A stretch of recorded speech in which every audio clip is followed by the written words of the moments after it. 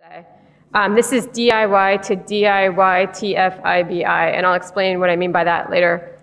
So I'm from Central St. Martin's, as Tom says. I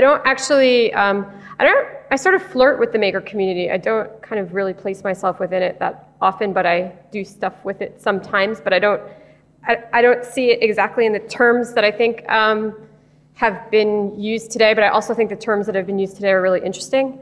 So I'm a graphic and an interaction designer, and I'm also trained as an architectural and urban historian. And my work is largely media-based. It's about how images, media, and data relate to urban change. And I'm especially interested in the relationship between mass media, professional expertise, and sort of the scope and the quality and the impact of conversations communities and cities are able to have about the specific way that neighborhoods are changing. So this is more going to be about making the city than making in the city, but maybe those two things are connected, as Thomas sort of alluded to just now. So I'm one of the founding editors of the Urban Pamphleteer, and we're up to issue 6 now, which is Open Source Housing Crisis, and that's a publication that is sort of 1 foot in the university and 1 foot engaged with community and arts, and the idea is to make kind of academic publishing about the city more accessible and more kind of outward facing. This is a project of mine. It's from a community live edit that I ran in King's Cross, which is where Central St. Martin's is. And this was we did an event where we live edited the King's Cross Central Wikipedia page, which had been written entirely by the developers. And now that there's stuff going on in King's Cross, new communities, the existing communities, there's a lot of people there now and not just developers. We kind of had a big public edit of the text that the developers had put into place in the first place.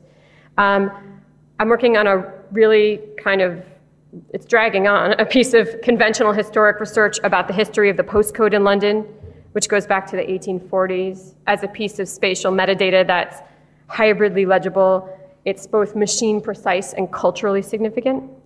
But the project of mine that I think will be of most relevance to the discussion today is London is Changing. And so I'm going to introduce it for a few minutes so that you understand where I'm coming from, and then I'm going to make a few comments kind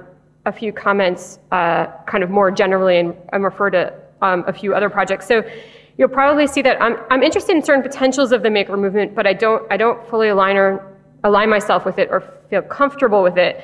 I don't have a problem with it, but I'm curious about it. So what I'm going to present relates to a lot of the points that have been raised today, this morning, and just now. And I hope that some of that will come out implicitly. And after that, I'm going to try and explicitly draw out some specific questions that are addressed specifically to people who call themselves makers, and show some other stuff kind of happening around the world that I think should be inspiring, but that isn't necessarily explicitly labeled as maker or making, even though that word, I guess, has been around for a long time. So this is a computer-generated image of the new Tottenham Hotspurs stadium that circulated fairly widely in London news. So high-resolution images such as this present what is commonly understood as a pre-photograph of a proposed place. Such images, on one hand, do a great job of attracting institutional allies, supporters, and investors to an architectural or a development project. They get displayed on hoarding, they travel around the internet easily, and they present an alluringly cinematic glimpse of a potential future. However, because of our tendency to understand them as photographs, they often do so in a way that suggests that the deals have all been done and that the project is definitely happening. And all that's needed from us is to stay put in our chairs and watch the rest of the film unfold, which is exactly the opposite of what I think we're talking about here today when we talk about making. So Tottenham is an important case in point for London. Much of its future is still up for grabs. Argent, the developers responsible for King's Cross, are currently negotiating with Haringey about a potential public-private partnership. As The Guardian's Rowan Moore puts it, the old Tottenham of making things and running small shops has had to make way for the new Tottenham, packaged for external investors at MIPIM, which is the International Property Developer Expo. There is far more nuance to such conflicts than it being down to a simple case of big developer versus small businesses and locals. A key discussion is whether decision-making about the future of a neighborhood, even one whose own residents acknowledge could greatly benefit from a range of improvements, should be driven more by the potential to attract external investors than the needs and ambitions of its communities. The problem, though, is that this discussion, along with a myriad of related discussions, is not taking place in public, and images such as this don't necessarily help. So during 2014, I attended a series of public briefings at the GLA regarding the FALP, or the Further Alterations to the London Plan. I became engaged with the FALP not only to get a sense of what the changes were about, but also to study the consultation process. The proposed alterations were presented as a PDF. The base layer of the text was the previous 2011 plan. Proposed amendments were included in blue and proposed deletions with a blue strike through. A policy expert reading the broader document would be able to abstract the key themes with which the changes were concerned in the aggregate. For example, the changing role of the private sector in the provision of social housing. And in this spread, a shift away from an emphasis on green open space and towards a concept of green infrastructure. However, it would be fairly difficult for a member of the public, or even, for example, a journalist, without relevant expert knowledge to understand the implications of the proposals, let alone engage with them. This may be why the FALP, which involved a number of substantial policy shifts that have broad and substantive repercussions, barely registered at all in the news. I'm going to add something here because it relates to something that came up before, which is one of the things that was brought in the FALP. It relates to Liz's presentation. One of the things that was brought in the FALP was that disused light industrial spaces were, there was a change in policy which meant that a disused light industrial space or industrial space could be converted to residential space. So it was a zoning change. But what was, and any kind of Londoner who knows about the problem of housing in London right now, that sounds, oh, that's a great idea because there'll be more housing and we don't have enough housing. But as Liz just went into, actually the result of that is that the industrial landlords, knowing they can get much more value for residential land, will deliberately kind of run industrial businesses to the ground to keep the spaces seeming disused so that they can get the value of residential property. So, but this kind of thing is just really hard for anyone to see and understand, let alone debate. And it always just happens in the way that I'm showing you, through kind of a not really public consultation. So public comment in this case was invited by post or email with explicit reference to the relevant altered policy, text, table, map, or figure. And anything that any member of the public fed in that didn't have a formal evidence base was disregarded. So you had to put the chapter, the subsection, the subsection, the paragraph, and the line number, and have an evidence base to be a member of the public responding to a public consultation. So I also attended a few community group meetings and noted that groups such as Just Space and its constituent members, it's like a kind of umbrella organization for community groups and voluntary groups, were making a laudable effort to understand and engage with the FALP by partnering with university-based experts, mainly economists, geographers, and planning scholars, who could help them interpret and formulate a response to the proposed change.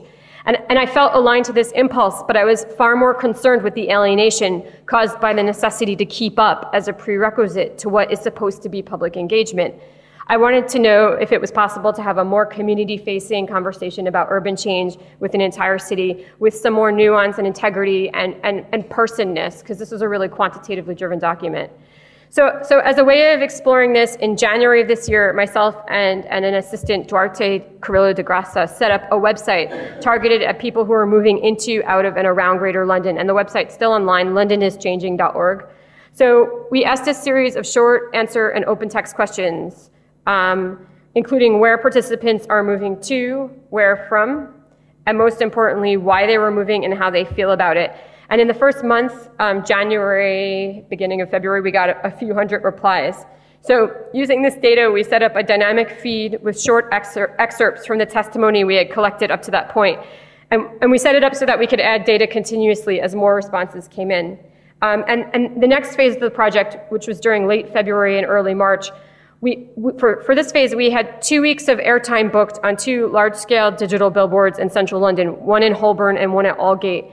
And this was via an arrangement between my university and an outdoor media company in which I was compensated for previously completed consulting work with airtime. So what we did was we configured the 2 billboards, so these are network-connected billboards, to display text from our RSS feed. So these kinds of billboards have a 60-second cycle, and the way that our campaign worked is that a different piece of testimony would appear for 15 seconds of each minute. So when we first launched, our ad was sandwiched between that Cadbury's ad that I just showed you, and the UK is great for business campaign. So the testimony that was contributed addressed a wide range of themes. These included, first and foremost, affordability. The overwhelming number of responses were concerned with affordability, and that's for residential and commercial, and small businesses. So this one, London is too expensive. I can't afford to live without sharing a small flat with too many people or living too far out with an unbearable commute. Also, some of the slides were about the availability of opportunities in London, appreciating the availability of opportunities. This one's a little complicated. It's from somebody who didn't particularly want to move to London, but did so from Ireland to be able to have some career opportunities that weren't available elsewhere in Europe. I was sad to move, but there are more opportunities in London than at home. Other contributors wanted to celebrate the diversity of London. That's where I wanted them to grow up, in a city which was alive, challenging, and busy. Contributors also expressed worries about increasing homogeneity socioeconomically, and in the sense that independent initiatives are being shut down to make room for even more luxury flats, which Liz also touched upon. So some of the billboards were expressing concerns along generational lines. If I was 10 years older, I would have had a head start on the property ladder and would probably have managed to stay here. And this one, I'm desperately sorry for the generation below me who will have even less of an opportunity to live in this amazing city. So over the course of the 2 weeks, as we continue to add billboards to the RSS feed, participants began to respond to one another's testimony. And the main way that they responded was really interesting. They began to question the centricity of London, because the images circulated a lot on the internet, and people kind of replied to them. One contributor wrote, "It's not the city I knew. It doesn't feel like it's for people like me anymore. It's a hell of a lot richer and duller." And someone else contributed, "London is not the only paradise of opportunity on this earth." And likewise, this software engineer wrote, "Let's make the rest of the UK interesting and prosperous." So we ended up having this discussion where the points that some people made earlier on were fed back in by the points people made later on. So as I said, the starting point for the project was to express a dissatisfaction with how difficult it is for regular Londoners to be aware of changes to city policy, let alone actively engage with existing publicity about regeneration projects and official forums for public feedback. So what I'm saying is the system by which we are all supposed to participate in how the city gets made is totally broken. Developers, planners, policymakers were obviously free to completely ignore my project. And in addition to community and campaign groups, academics and designers, I did, in the end, actually hear from a few politicians, including one conservative mayoral hopeful, who I felt like I needed to have a shower after I talked with him, actually. For a lot of reasons, I guess, it registered attention. For me, the key question that came out of it is whether it's right that developers and policymakers who are driving forward regeneration agendas commission all of the research and data collection and testimony that is used as an evidence base to rationalize the decisions and approaches that they take on our behalf, supposedly. In theory, they do this in public view, but in practice, they do it in a way that falls outside the scope of most Londoners' attention, sometimes conducting themselves in intentionally obscurantic or overly technocratic ways, and sometimes inadvertently. So the volume and the kind of attention, and over the 2 weeks, we ended up getting, I think we ended up getting 5,000 people contribute testimony, and this was all people who have just moved to London, or around London, or away from London, or who are about to move to London, or away from London, or around London. So it's already kind of a small group of people. But so we ended up getting about 5,000 people contributing, which is a really big sample size for these kinds of activities. So it got this, it got a lot more attention than we expected, and that sort of suggested to us that maybe it's possible to assemble a critical mass around an independently driven alternative data set that isn't the data set that's commissioned by the beneficiaries of the research. So I'm going to shift now. So Cory Doctorow described, I'm going to try and bring this back to the topic of the day. Cory Doctorow describes makers as people who hack hardware, business models, and living arrangements to discover ways of staying alive and happy even when the economy is falling down the toilet. So for me, this is complicated because on one hand, it represents an application of resistance, resourcefulness, skill, and creativity. Makerism, if we can call it that, is arguably liberating for the individual and perhaps his or her immediate communities. However, as much as doing it yourself is about empowerment, it is also fundamentally about the self, the individual. It is, of course, important for each of us to stay alive and find happiness even when the economy is falling down the toilet or when official indicators claim it's doing well, but it's only serving some people. However, it's just not clear to me, once we do stay alive and feel free and comfortable enough to face the challenges of every day for ourselves, how then that bridges back to broader systems and infrastructures that are not serving humanity well enough. So the question I want to ask today is whether and how makerism scales up or could potentially scale up as a politic of change. So I've sort of composed a kind of, it's a series of questions that you can ask yourself and you can take them or leave them. They're quite critical, but I think I'd like to try and consider them in an optimistic way. And I'll show some examples from around the world that I think are kind of generative in relation to these kinds of questions. And following the discussion this morning, I'm glad I put some of the examples in because I think they also build really directly upon the discussions from this morning. Although I'm going to pull one of them out because it was really similar to what Thomas showed. So I don't need to go through it again. So here are my questions. Does and how could maker culture scale up and contribute to changes on a larger scale? Is there a relationship between maker culture and grassroots urban activism and advocacy? How could making aggregate and connect with broader infrastructures, cultures, and power dynamics in cities? Makerism at its worst can sometimes be individualistic and driven by techno-fetishism for its own sake. How do we avoid this? And is maker culture complicit in the negative effects of gentrification? So that's another question that I have. Okay, so I want to show, well, we didn't have the internet. This was why we were fussing. Maybe, I'm gonna just check real quick if the internet's arrived. Oh, sorta. We at least have video. Maybe it's this one. Yeah. Okay. So so what this is, I guess I can talk through the video.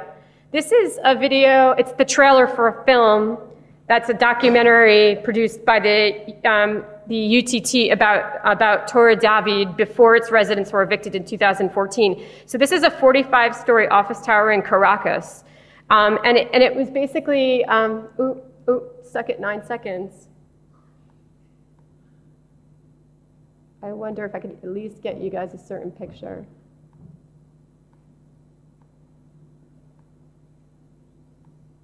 Okay, can't.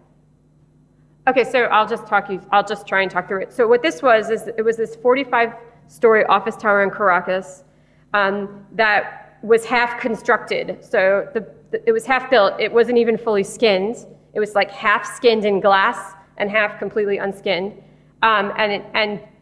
Basically the developer had died and the 1994 banking crisis in Venezuela took place. And then it kind of sat latent for about a decade. And then in 2007, around 800 families decided that it would be a good home for them. So it had no lifts. You know, this is a 45-story building with no lifts. It had no services, no electricity, no plumbing. But what the film shows and is absolutely incredible are all of the ways that this community of 800 families moved in and adapted the building to provide almost a whole self-sufficient ecosystem in the manner that people have been talking about it just now. And I actually really recommend having a look. I'm going to put the slides back on because you can see this picture. This is a still from the film. You can see that each of the sort of apartments that were established in this building were kind of finished in really different ways, and people actually skinned the open facade of the building for themselves. They would go up and down the building on motorcycles, on ramps. It's quite astonishing, and it's what's really inspiring about this for me is that the abandoned office building provides a platform. The abandoned office building itself, without all these people in it, is a symbol of a failure. It's a symbol of a failure of systems. And what's inspiring about this is that failure provides a platform for an expression and aggregation of the collected resources of all the occupants who then moved in. So I find that quite inspiring. This project you probably all know, and I think that Thomas probably covered a lot of the kind of things that came after this project. This is open source ecology, started by Marcin Jukabowski, and it's an open collaborative of engineers, producers, and builders developing what they call it a global village construction set. It's a set of 50 key machines that they have identified that are needed to sustain contemporary life.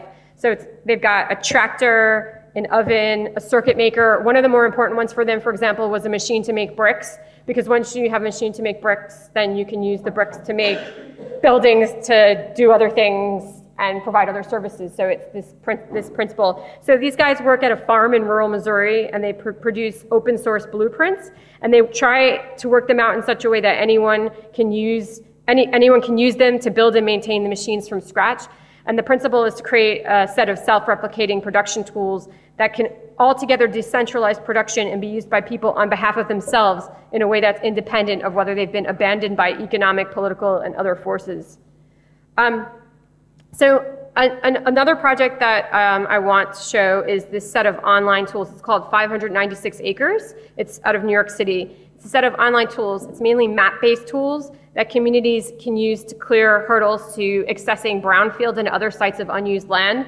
So there's sort of a mapping project, like where is all this land, what's the status of it, what's the legal status of it, and then they kind of look for patterns, and they get lawyers to help communities immediately around the brownfield sites to use data, to acquire data about the land, and then connect people together who are interested in using the land for something through simple social networking functions.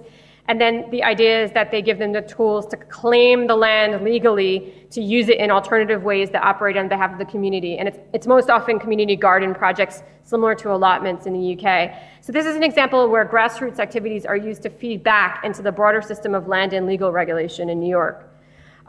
So two texts that I'm kind of partially drawing from here that I thought might be interesting for this group are John Thackeray's How to Thrive in the Next Economy, which just came out. This book is about, what I think you guys would definitely refer to as makers around the world, sort of existing and thriving outside our dominant, ill-conceived legal and financial systems. And Thackeray asks how others might thrive, or at least do better from learning from their approaches. So it's people kind of living off the grid in creative and interesting ways that exemplify alternatives.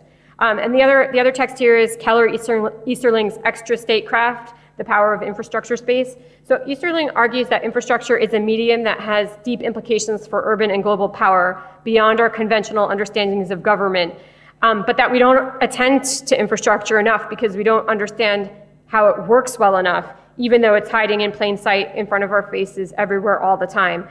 She talks about things ranging from like the International Standards Organization that decides what a centimeter is, to shipping like offshore non-national spaces.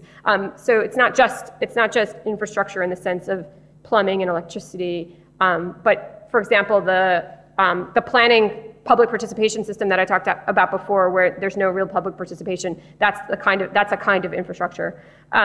Okay, so the last project that I'd like to show you today, it goes way back to 2002.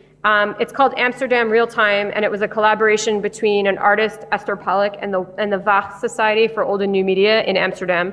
It was originally exhibited as the most current map of Amsterdam as part of a city archives exhibit on historic maps and plans. So this was 2002, before GPS was in phones or even really owned by anyone but really hardcore hikers. So the participants comprised a diverse sampling of Amsterdam residents recruited through a public call for volunteers, seeking diversity of ages, genders, occupations, socioeconomic situation, locations in the city, travel habits. There were 60 applicants who participated for a few weeks during October and November 2002. So they had these packs, which had a GPS attached to a network pocket computer with an antenna that had to be worn on the outside of the clothing or secured to a car roof. And I visited around that time and saw the packs. They were interesting. And what did something really simple. They collected latitude and longitude coordinates by each participant's movements through the city. And their movements were transmitted to a server at the Wacht, which compiled images based on collective accumulations of participants' points over specific periods of time, specified periods of time. So frequently traveled points became brighter over time, and the most densely traveled areas, such as Central Station, were noted in yellow and then red, less frequented trails remained pale gray traces with physical features such as bodies of water made obvious only by black space lined with dense concentrations of foot traffic over the occasional bridge. And if you're familiar with the layout of Amsterdam, you can kind of see the canals here, even though this is just mapping people. So it's more of a metaphor. This is more of a metaphor, I think, than it is it's not sort of inspiring in this project for its engineering to us right now. But what I find really important about this is that every aspect of all of the images in this project were generated by recent and current activity within the city. So I'm just gonna put the video on so you can watch it building over time. So this project basically communicates that a city is not buildings or roads or infrastructure or canals in the case of Amsterdam, but a network and a dynamic of lots of different movements, interests, activities that are constantly developing and growing and overlaying into something new, but also to something cohesive and whole. And that's kind of what I'm interested in challenging us about today. I'll let it, if we let it go for a minute, there's actually a guy who decides that he's part of this cool project, and most people, there was like a postman and a bus driver, they went on their usual routes. But this one guy was like, oh, I'm part of this project, and he decided to walk in the shape of a bird. And he added a bird to the map, and that's quite interesting because he decided that actually being part of this whole was gonna make him change the way that he moved in it.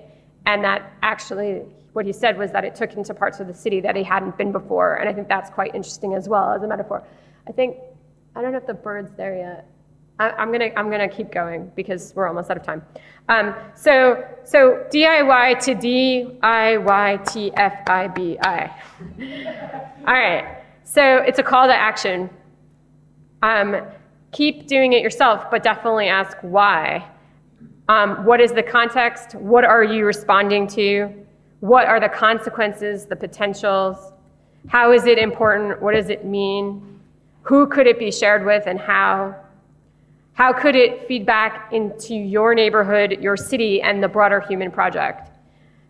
So that's do it yourself and then feed it back in. And that's what I really want us to do. I want us to feed it back in to DIY today if we can. Okay, I think that's it. Thank you.